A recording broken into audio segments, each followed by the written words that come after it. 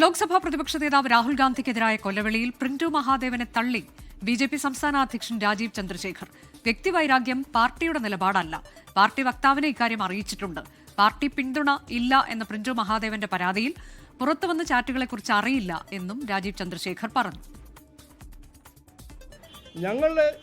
ഞങ്ങളുടെ രാഷ്ട്രീയം എന്ന് പറഞ്ഞാൽ പേഴ്സണൽ ശത്രുത ആരെതിരെയില്ല. ഞങ്ങളുടെ ഐഡിയോളജിക്കൽ ബാറ്റിലാണ്, ഞങ്ങളുടെ ഡെവലപ്മെൻറ്റ് ബാറ്റിലാണ്. ഞങ്ങൾ മുമ്പോട്ട് വെക്കുന്നത് വികസനം.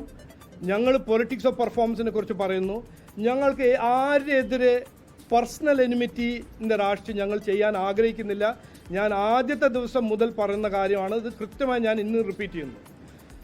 ഞങ്ങളുടെ ഒരു വക്താവ് ഒരു പാഷൻ, ഇമോഷൻ, കുറച്ച് ദേഷ്യമുണ്ട് എന്ന് പറഞ്ഞു. അത് പാർട്ടി ശരിയല്ല എന്ന് അദ്ദേഹത്തോടും പറഞ്ഞിട്ടുണ്ട്. അദ്ദേഹം അത് സമ്മതിച്ചിട്ടുണ്ട്.